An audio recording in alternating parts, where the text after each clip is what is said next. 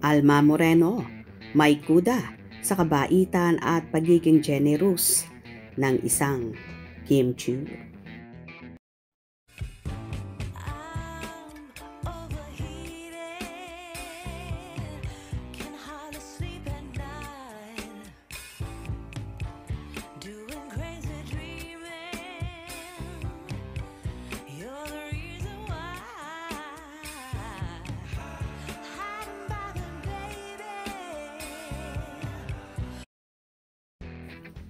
Hindi napigilan ni Alma Moreno na purihin ng husto ang pagkatao ni Kim Chiu kasi naman parang ngayon lang siya nagkaroon ng katrabaho na bukod sa mabait, magaling, very generous pa ha.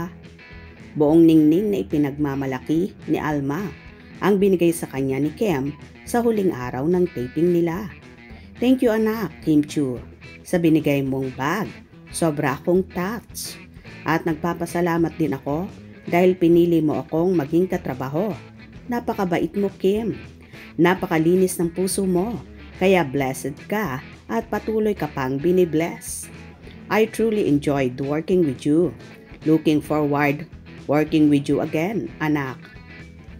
Last day taping, sabi ni Alma na hawak-hawak talaga ang bag na House of Little Bunny. Maraming ngang mga kasamahan ni Kim sa The Alibay ang nabiyayaan ng pagiging mapagbigay ng aktres at marami talaga ang nakaranas ng kabaitan niya. Sabi nga ng mga artistang nakakausap ko, kung may gusto silang makatrabaho ng paulit-ulit, yun ay si Kim Chiu talaga. Well, sa November 22 nga pala ay magbubukas na ang House of Little Bunny pop-up store ni Kim sa Cebu City. Kaya naman super excited na nga ang mga fanay niya sa Cebu na makabili agad ng mga bag ni Kim. Wish nila sana kasama rin si Paolo Avellino sa Cebu.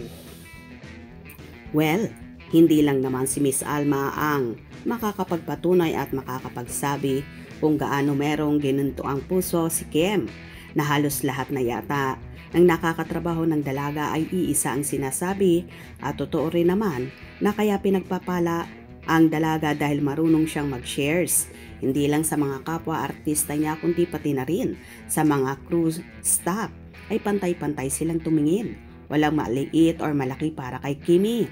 Ang hangad niya palagi ay makapagpasaya ng tao at ma-feel ng mga ito, lalong higit ang mga cast na very welcome sila sa kanilang team as a family. O diba, mapapasana all ka na lang talaga.